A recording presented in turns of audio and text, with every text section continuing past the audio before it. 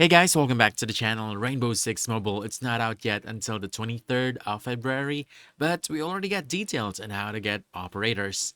Now, operators are the heart of Rainbow Six Mobile. Each one has unique abilities and gadgets, so expanding your roster gives you more strategies and playstyles. First up, progression. A lot of operators are unlocked just by playing the game. When you complete the early missions and tutorials, some operators are automatically given to you.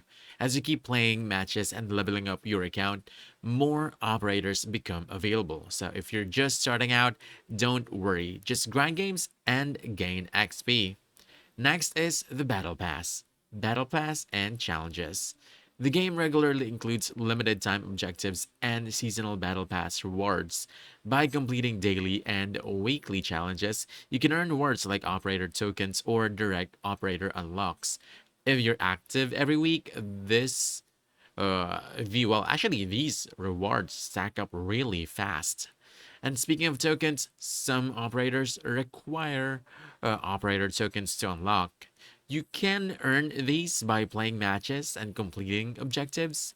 Once you have enough, head to the operator section or store and redeem them for the specific operator you want.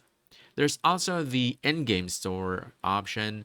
Some operators can be purchased using in-game currency like R6 credits or premium credits. Sometimes they're included in bundles or limited time offers, and this is optional. You can still unlock many of them without spending real money.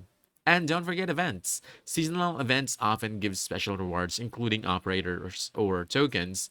So always check the events tab so you don't miss out on limited time unlocks.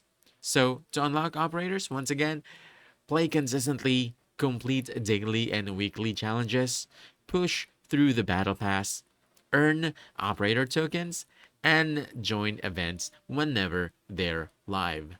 And that's it.